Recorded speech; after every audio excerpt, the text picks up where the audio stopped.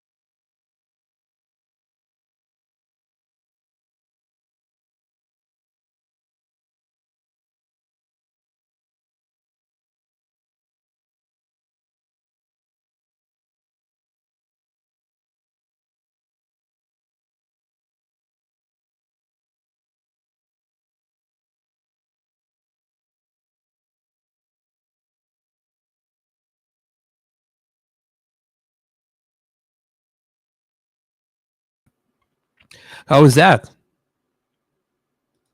Should be able to hear at this point, right? Can anyone check if there's any sound? I want to check by myself. Just a second. I'm going to check on my end. I'm just going to check anyone.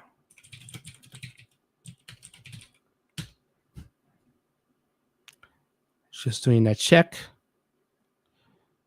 Oh, so people can hear. Okay, fantastic. I don't know what happened. This is the oddities of the sound checks. So what I was saying is that some people were asking as to why there is a 5-minute video on an intro when the video can start right away.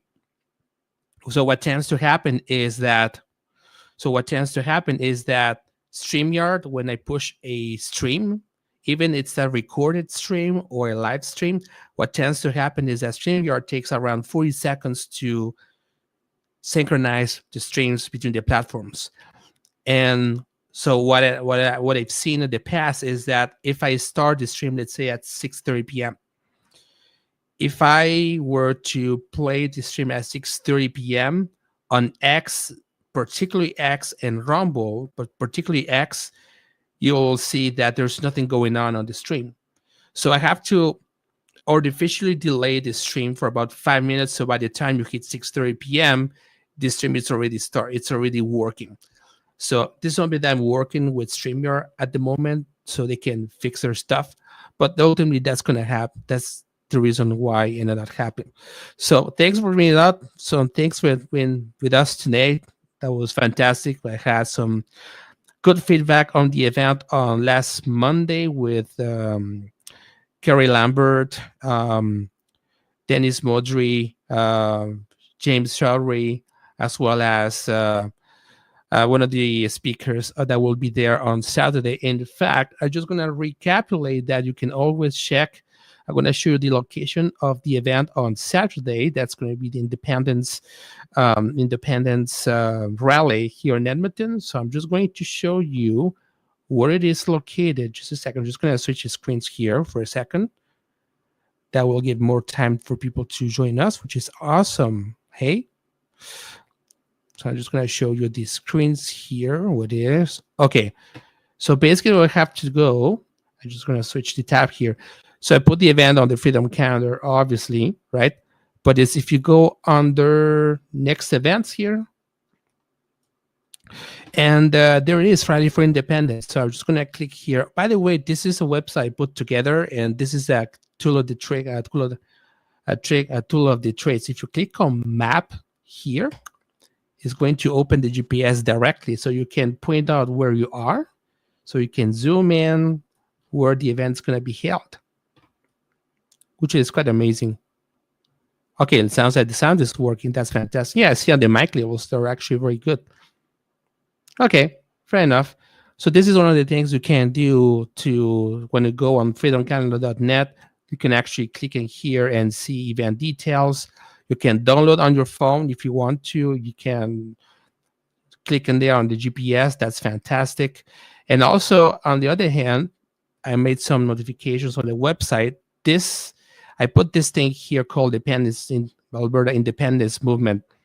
If you click in there, you're going to see this. It's a work in progress right now. But if you click in here, you're going to be able to see the petition from the Alberta Prosperity Project. And this is something I'm going to talk about today in regards to that, because I get in all those calls from a lot of people say, hey, you have to sign this and this and that. And it's like, hold your horses. I want to check up later. So if you click in there, you're going to see like Alberta did. You're going to see the petition there. It has changed a little bit in the last 2 hours or so. But if you look closely, we have 127, 130, 127,123 registered people there. I'm sorry, ma'am. I've just got on a cold and my voice is kind of rattled because of that. Sorry for that. I have to drink a lot of water here because of that, which is awesome, right? So in there you see all the information. Now, because this has to do with Elections Alberta, you're essentially required to enter all the information, like where you live, address, last name, email, mobile phone. I don't think the mobile phone is required, but just like they need to know where you live. This is a Elections Alberta requirement. Okay, so the only petition that is going on right now that's been declared as the official petition is the one from Alberta Prosperity Project. As a matter of fact, I included on the website. If you go on the freedomcalendar.net website, it's right here. You click in there, and that's going to redirect to the petition. This section of the website will eventually have more stuff in there over time.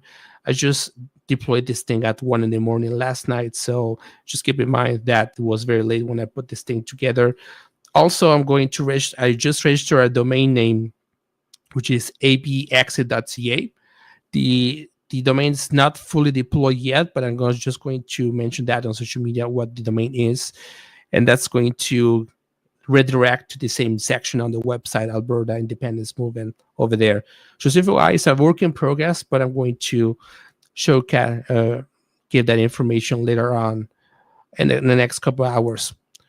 In regards to the petition, this is something that I wanted to talk about today, is that there are multiple petitions going on at once. And I want to show you something that really, the reason why I'm doing this right now, even if it was unplanned, is because I saw this picture from Marty up north, by the way,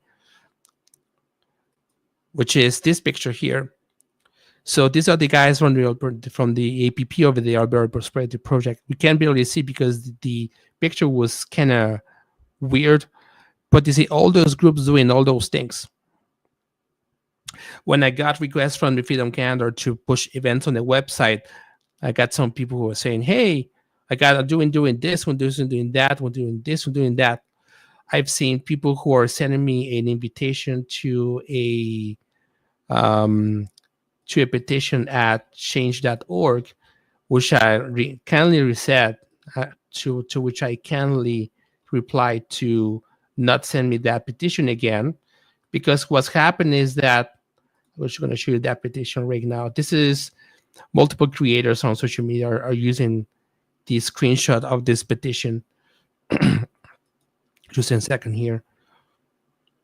So this is the petition this is the website I was referring to. It's a change.org petition. So obviously they have more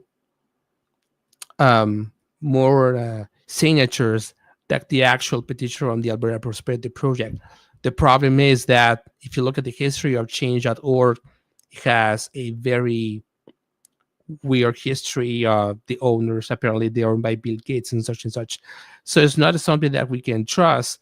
Plus, the guys from the Alberta Prosperity Project, they've been doing this thing for years now. So now why not should be able to support them instead of a random guy or dude, whatever, creating this petition, sending over the internet, right? Because we don't know what those guys are doing. Well, we do know what their guys are doing. Change.org is definitely not people who are on their side, right? So that data is kind of irrelevant, and nothing prevents me from, if you're, let's say, in Ontario, to sign that petition. There's no geographic restrictions as to whether or not this is valid or not. The petition from the Alberta Prosperity Project, from my understanding, since this list will be used in an actual petition that will be sent to Elections Alberta, you have to have an Alberta. You have to have an address in Alberta. So it's a more rigid control. This petition is more controlled, and it has more value and perhaps more accurate data. Okay. So far, we're talking about 1,126,000 people in there. That is because what they ended up doing is that they merged the two lists from my understanding. I'm not sure of that, but they merged the lists from the Alberta Pension Plan and the lists from the Alberta Prosperity Project. This is something that I have to double check, but I heard some people, even in our podcast last weekend, on Monday, were talking about merging two lists together. And my understanding is that they merged the lists from the Alberta Pension Plan plus the lists from the Alberta Prosperity Project, because both sides use Nation Builder. So importing both lists together into two similar platforms is just like so that they can be done very effectively. So that is the reason why it's funny as well too. And also in regards to the 177,000 signatures, what tends to happen, this is like the bare minimum. Obviously, we need to get more more than 600,000 people in there. If you were to trigger a actual referendum, I think that more like a million subscribers and 1 million signatures need to be registered on that website. So what I think it happened is that if you look at the addresses, it's incredibly long. It's Alberta Prosperity Project Alberta First Pension.nationbuilder.com. It's like an insane URL. You can't remember that. I can, but most people can't.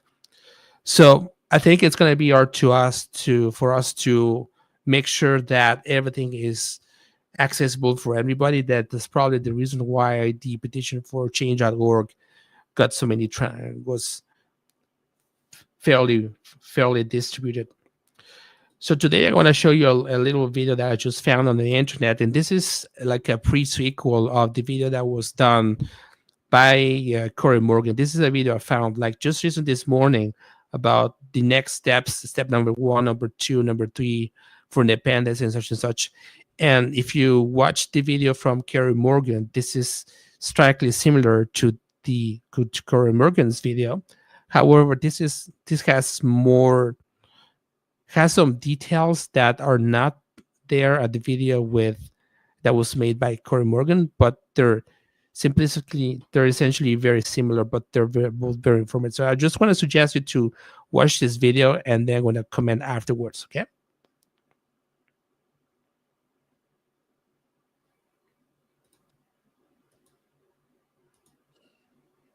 The election's over.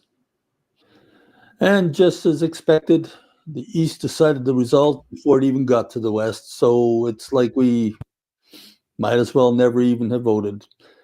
Once again, we're looking at years, maybe decades of leadership that puts the priorities of Ontario and Quebec ahead of those in Alberta and Saskatchewan. And with that, the calls for independence are going to get louder.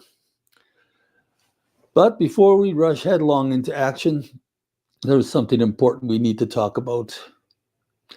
If, after thinking long and hard about it, Albertans wish to pursue independence, they've got to do it right. And the best way to do it is to follow what I'm going to call the ABCs of Alberta independence. A for architecture, B for building, and C for clarity. The A is for architecture, having a plan for the right way forward. If we do pursue separation, we can't afford to act out of raw emotion. This can't be a protest movement. It has to be a plan, one built on patience, rationality, and structure, because there's only one legitimate and moral way for Alberta and Saskatchewan too, if it chooses to leave the Federation, and that is through a referendum. That's what having an architecture in place addresses, designing a deliberate, lawful, and democratic framework for moving forward.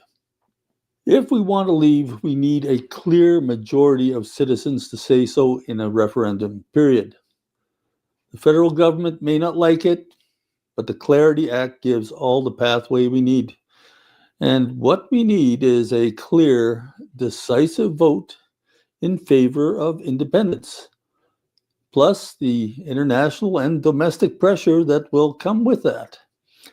But here's the catch. You don't hold a referendum unless you know you can win it. Right now, polling shows support for independence hovering around 30 to 35%. Now that's significant, but it's not enough. Losing would set such a movement back years. Architecture means laying the blueprint first, knowing when to act and when to hold back. B is for building, constructing the groundwork. Quebec came within 1% of winning a referendum in the 1990s, if you recall. And even they haven't tried it again since. They know how important it is to wait for the right moment. We're not even close to that threshold yet, folks, but make no mistake, over 1/3 of Albertans saying they want out is no small thing. That's a seed that can definitely grow. So what do we do now? We start with building. That starts with empowering Albertans to initiate a referendum. With the changes Premier Smith recently announced, the Alberta Citizens Initiative Act sets the bar for holding a referendum much lower, requiring only 177,000 verified signatures collected within a period of 120 days. This means that, in theory, a referendum on separation could occur as soon as October, when the province's municipal elections are scheduled to take place. Should Albertans vote a clear majority in favor of separation, the law is already set for what happens next. What happens next is that both the federal government and First Nations are bound to sit down with the Alberta government in order to hammer out an agreement on separation. It should be noted that because of what the Supreme Court has already ruled, none of these groups would be allowed to just sit it out and refuse to come to the table. This is very real stuff. C is for clarity, keeping the vision focused. Clarity means having a message that's sharp, disciplined, and hard to ignore. It means avoiding fringe voices that muddy the waters, whether that's conspiracy theories, calls to join the US as the 51st state, or turning the movement into a religious crusade. Independence must be about building a free, self-governed Alberta, not replacing one kind of overreach with another. The message has to appeal to people across the province, rural and urban, secular and religious, young and old. If the message isn't clear, we won't win the numbers we need. Clarity also means preparing for the long road. If we ever do reach the point of holding a referendum, we'll need everything: ground teams, campaign organizers, messaging experts, legal advisors, and a lot of funding. Groups like the Alberta Prosperity Project, for instance, are already doing some of that work. So consider supporting them by joining them. Or build something better, but don't splinter. Cooperation is more important than ever. So let's remember the ABCs of Alberta independence are architecture, building, and clarity. Architecture means creating a clear, strategic, and lawful plan for independence. Building means laying the groundwork politically and organizationally to make this happen. Clarity means keeping the message sharp, focused, and broad enough to bring in the majority we'll need to win. We have a window of opportunity, but windows close, so let's not waste it. Let's organize, let's plan, let's grow support across the province, not just to make a statement, but to make history. And if after thinking all this through, or the federal government becomes more reasonable with respect towards us, don't be afraid to change your mind and decide that now we should stay in Confederation. Who knows? Perhaps the tangible threat of separation may bring those federal overlords somewhat to their senses. This is about freedom, so don't let anybody pressure or intimidate you with scare tactics. Thinking for ourselves is the Alberta way. So until next time, God bless from the Weighted Native Chronicles. Whatever side of this issue you decide to land on, stand firm for your rights and for the West. Till next time.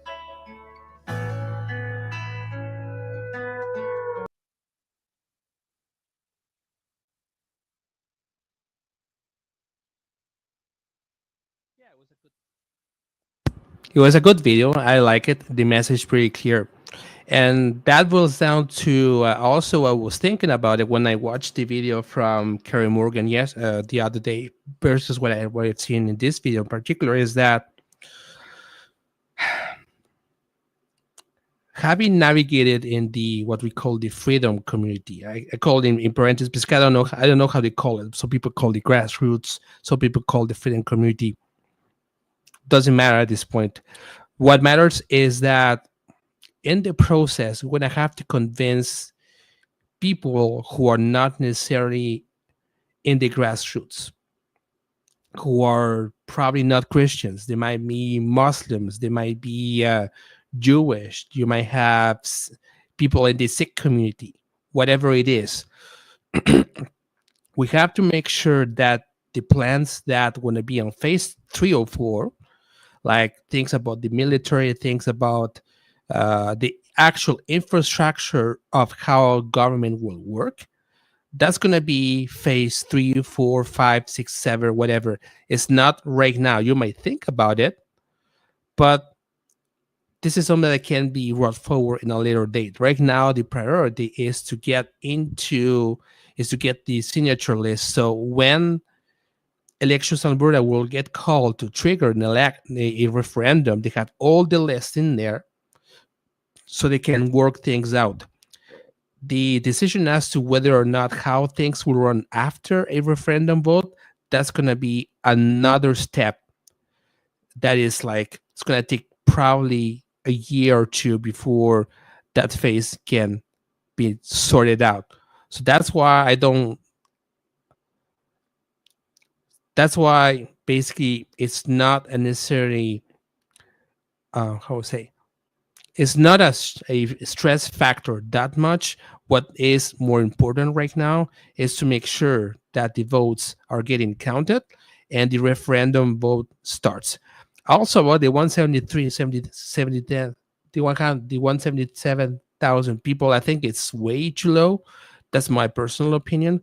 But I think that if people can get at least, the bare minimum was initially 600,000. That got decreased by the Smith government here in Alberta. But also, on the other hand, that allows the piece of legislation, Bill 54, that was tabled by the government. It hasn't been voted yet, but that will eventually be voted on the legislature, allows things like recalling the mayor of Gondek, the mayor of Calgary, who is a complete leftist lunatic. That will also allow people from Edmonton to be able to recall the fake mayor, Amarjeet Soji, who, oddly enough, he lost as a candidate for the Liberal Party, which is interesting. That's fantastic, actually. And so that piece of legislation allows other things than the referendum. I think that the referendum, in order to win, you have to have you have to be able to do at least 50% of the voting population. 177,000 people is not enough, and we have to keep it fighting. My suggestion is, when you go to those freedom groups or even on a daily basis, you can ask questions like, hey, have you ever heard about this program, or about, I don't know, the sovereignty stuff, separation of Canada? You don't need to be in this specific, but you can say like what the guys from the Whistle Stop Cafe who have done was excellent. They went there, they lowered the price of fuel to 87 cents, I believe, like it was in the 80s, right? So if you're driving from Edmonton to, let's say, Red Deer, whatever it is, you ended up, if you drive on Highway 21 southbound, you're going to see that the Whistle Stop were essentially selling the gas at 87 cents.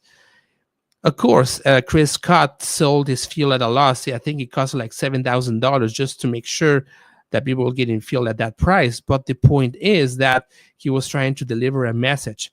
So part of the process is trying to educate people, but trying to educate in such a way that it is easy to understand the concept of that, not being in those intrinsic details about what's going to happen with this and this and this and that.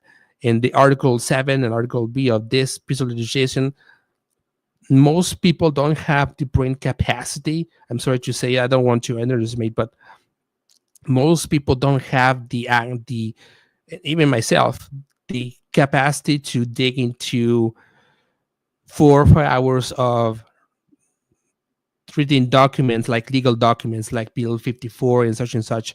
So I do it sometimes in the weekend in my car, right? That's completely fine. It's kind of part of my job.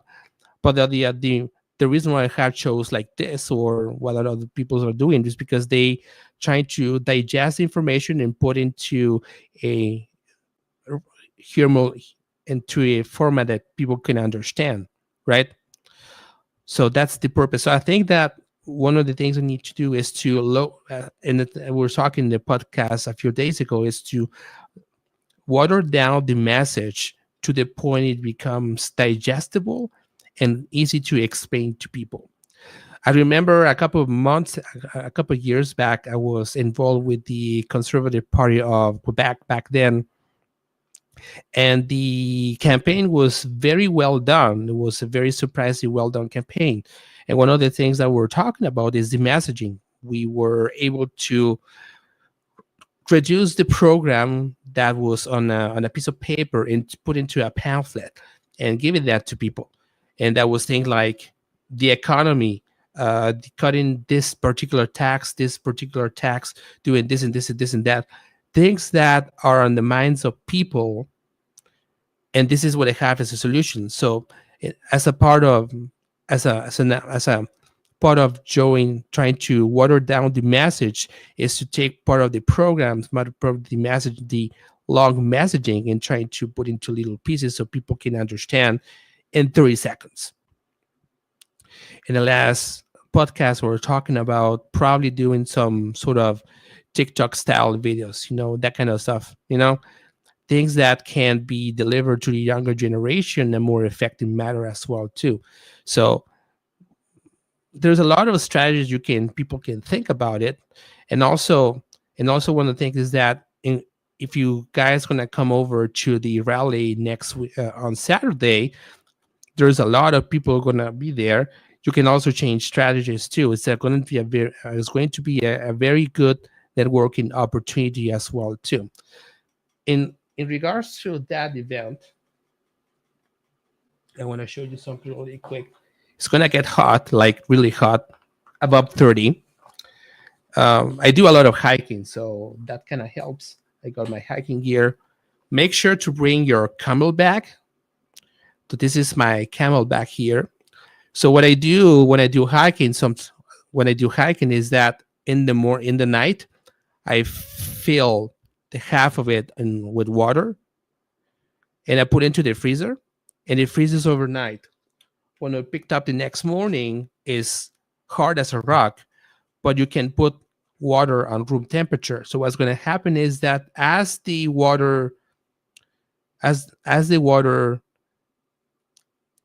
frozen water eventually stabilizes to the room temperature water, the water will eventually cool down, and it will be fresh. It will be very fresh water. You won't have any issues at all, and it will stay fresh for hours. This is something that my dad gave me as a trick because he works in trades too. So this is something you can do, and also bring yourself a camping chair, because there's going to be a lot of people. We are stipulating somewhere around 1,000 people in there that are going to be there. That's going to be my expectation. So be sure to arrive there on time, and not at 1 p.m., probably at noon-ish, noon 15, that type of thing. So make sure you have arrived on time. About that, I want to show you something really cool about that specific event. If you are in Edmonton, if you take transit, I know that a lot of people might not be in the area necessarily, but I'm going to show you something really cool that might help you to some degree. Where's my... Oh, because I have to share the screen. I'm going to share the screen here. I'm going to show you something really cool here. Just a second. Maps, no audio. Okay. So if you look at the map here, okay, this is the map of Edmonton. So in order to get through that event, what you have, if you're driving northbound, you have to drive on 107th Street. 106, sorry. And then you have to turn right here. And what it looks like on the end, it's something like this. I'm going to try to put little guy over there. Right? So what's going to happen, this is what it looks like from the outside. So you go in here, you turn right. Boop, boop, boop, boop, boop, boop, boop. Then it's going to be on the right. And off it goes. And there it is. That's ledge over there. So, but the parking place for you to park is around here. is right here. This is where usually people go parking. They go parking too. If you need transit, the LRT, it's right over here, so you can park your car. You can park on your left, but the LRT station is right here. I think it's Commonwealth Transit Center. It's the name of the station here. Government Station Center. That's the government place. That's the LRT station, and that's where you can set yourself in over there. It's very it's very easy to access. There's nothing fancy there, right? So it's behind those buildings over there. So that's where you can go to find yourself some parking spots over there. My expectation is that this place will be packed on Saturday. I don't know how many people there are, but I expect somewhere like 1,000 people easily over there. So good talk, good opportunity, good networking opportunity was going to be awesome. So just to repeat the path over there, so you have to go here on 106th Street southbound, and 106 only goes southbound, by the way, if you know the area. So we go in here. So we're heading southbound here. Go here, you turn right. And then you turn right here. And this is where everything happens here. So this is where everything's going to happen. And this is mini glitch on the matrix, I guess. And this is the parking area. So it's very well indicated. I don't think you're going to have any issues getting there, but make sure to get in advance because it's going to get hot too. Okay. So that's going to be fantastic. So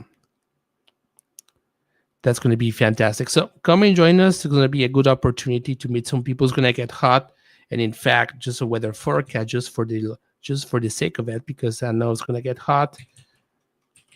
Let's take a look at Edmonton here. Share this tab instead. Current conditions there. So you see it's 29 over there.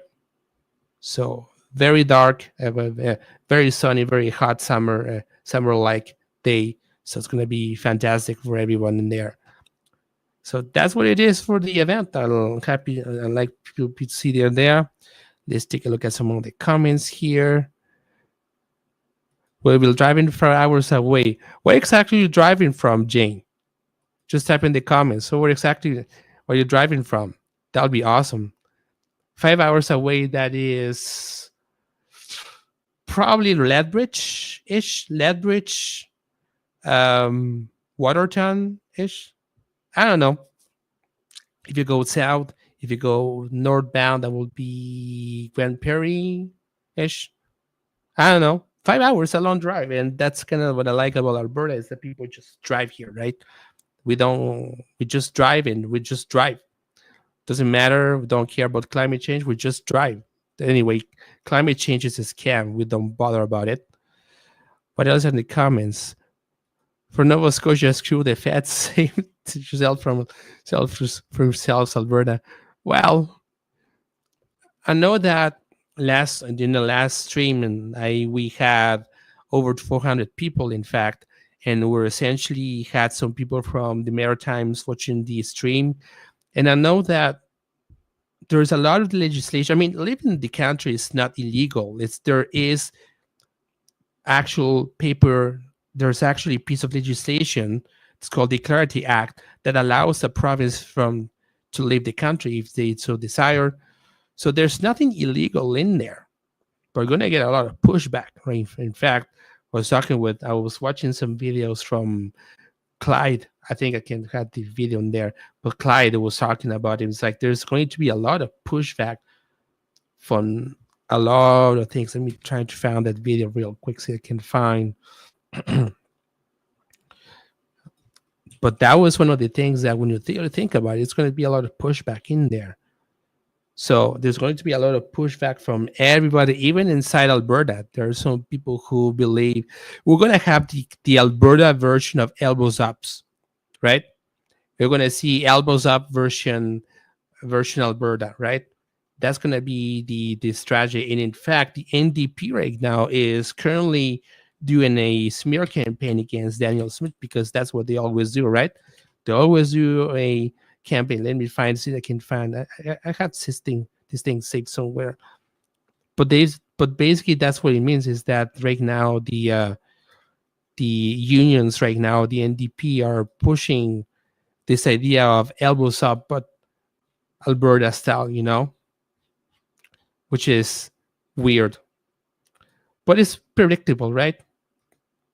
What do I think those people gonna do? They're word share. They're essentially they're on their share. I don't know what they're doing, but definitely not something productive. I can tell you that. But anyways, I was gonna try to find the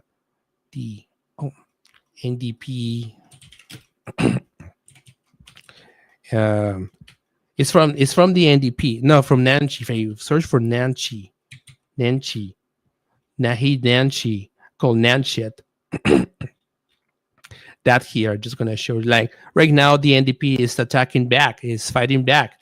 Daniel Smith is a separatist, and part of the problem, and part of the issue is that she's allowing. She's just changed legislation. The legislation hasn't been passed yet. It's just tabled, right? It's called Bill 5054, and I'm looking at the legislation right now because there are some things that are kind of weird on that piece of legislation, but this is just a table legislation anyways.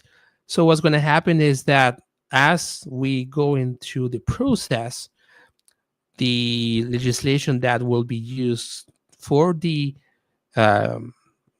referendum will be changed over time. But this is what we're up against. We have Naheed Nanshet basically saying that Daniel Smith is a separatist. Well, maybe not. She's essentially writing the legislation in order for us to call the legislation, call a referendum easier. Doesn't mean she is. Doesn't mean she's not a separatist. I don't know. But the point is, doesn't matter. What matters is that she's doing the legislation. And because of that, she's being attacked as being the separatist. So who knows? But the NDP is going to NDP. So what they do, they're all going to do NDP stuff, like harassing people because they don't agree with, right? So this is what we're up against. And I will not be surprised to see people from the other unions. Like let's take a look at AFL, the Alberta Federation of Labor. I haven't looked. The Alberta Federation of Labor, what they're saying right now. They're probably going to say the same thing, right?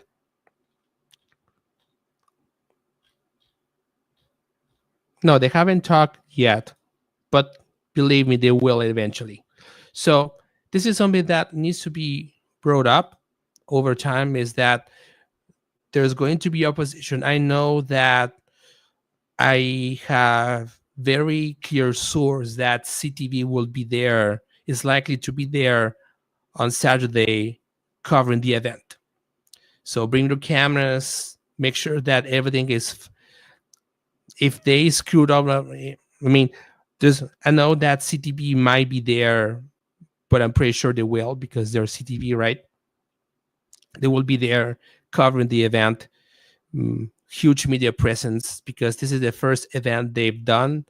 This is the first event where the grassroots are trying to organize something like this at the legislature, which is quite interesting. But essentially, we're going to have to make sure that if you're a content creator or such and such, make sure to have good footage that can be replicated on social media and such and such and such and such. The seeds being planted, and we have to make sure that we're not just driven by emotion, but we're driven by facts as well. The reason why I think a lot of people jumped on the stream on Monday is because people were upset. They were upset on how the election was stolen from the Conservatives, right? And right off the bat, from the moment where I had Jack Mead Singh, but he's gone. from the moment that Mark Carney was declared winner of from the government, declared winner, that's the moment where on the Freedom Calendar website, the site basically exploded on an upward trend, and that's where everybody is looking at this video and at this webs at this event and everything is, and I still have a lot of traffic. In fact, let me see if I can log in to my portal. I can show you what it looked like on, because now I have like 3 days history, like have multiple days of traffic that I can show right now, just that wise, Let's take a look at something. Entry pages, events, rally for independence. Okay, gotcha. Now I have to exclude into days and show only. Gotcha. Now I got it. Okay, there you go. So this is the trend of the website, how the event evolved over time.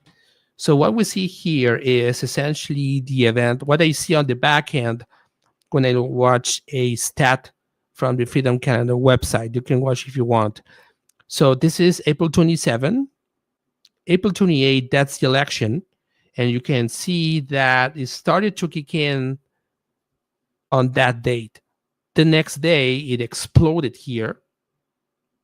And now it's going slightly down, So what I can tell you is that this trigger here and this uptick here and this uptick are essentially emotionally driven, which is fine. I mean, creates a lot of traffic on the website, creates some hits on the website, allows me to sell advertising, which is good. But on the other hand, we have to make sure that whatever we do in the freedom community or whatever, or the freedom community is not driven by emotion, and not just for independence or whatever it is, but for every aspect that involves the freedom community as well too, right? That boils down to another subject, which is as to why I was talking about the petition initially. Why is it that we have 100 petitions and all those things happen at the same time with all those groups? As the picture that I showed from Marty Upnode, that picture here, is because, and if you are outside of the province, you're going to see this. If you talk with some freedom people over there, the problem with the grassroots is that although they have good heart, they are very disorganized. The only way the grassroots are going to survive is by giving clear direction on where to go and what to look for. If you let them decide by themselves, you're going to lead them astray, and they're going to figure out by themselves and do things that they're not supposed to do.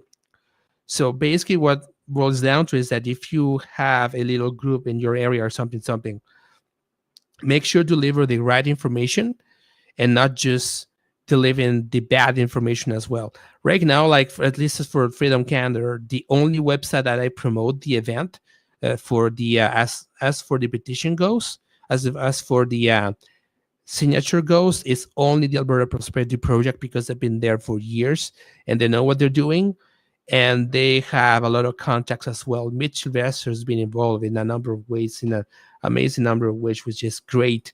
But it's not because you have an abundance of information that are necessarily true. You have to cut the noise. You have to filter the signal from the noise, as Kevin O'Leary once said, which I found it was an amazing analogy, I believe. So basically what we have to do is to make sure that we have to deliver the right information at the right time and in the right location. Obviously, it's going to be summer. People are going to stay at home and cooking barbecues and stuff. Let's see how it goes from there and how the participation will show up. For what I'm hearing from around the places is that we're going to have to take care of that in October. At the same time, when I have the municipal elections going on as well too. So which going to be a very interesting dynamic to see how things are going on. So to conclude, go to Alberta Prosperity website and go to their list. Stay away from any change.org or any weird website. You can't trust change.org, otherwise it's owned by Bill Gates anyways, right? So that's number one. Number two, for Saturday's event, make sure to bring water, make sure to arrive on time, and make sure to also bring your camping chair and camping chairs if you have any. And three, for the make sure that you deliver the right information and not just information that you picked up with everything, right? We are in an information warfare right now, of course, right? We have to make sure that the information that we tell people is valid, and also that can be verified as well too. I'm trying to do those videos as much as I can with my busy schedule right after work. That's going to be fantastic. But make sure that share this video to much people as you can. And if you are going on Saturday, that would be fantastic to see if you can see your people in there, and we'll conclude from there. Before concluding, I just want to see if there are any questions on the chat here. Yeah, stay with Jen rent-free. I don't know, is this? Agreed, dude. Yeah, that's fantastic. Yeah, there's already a lot of different movements popping up. Yeah, that's the problem. Is that the reason why those groups are popping up? I want to talk about this thing. The reason why there are groups popping up everywhere because of disagreement. Okay, there are some people who just disagree. There's a group which only disagrees on one thing, one little thing, and they cut the group in half. There's a reason why conservatives are so fragmented right now, and it's so hard to unite because of disagreement, of ego or something. Doesn't matter. What matters is that I can talk with anybody, frankly. There are some people who talk about various things that I personally disagree. I'm going to say things that people might disagree. But that's fine. We can learn to disagree. The problem is that you essentially cut in contact with people you just disagree with. I'm very happy to debate an environmentalist.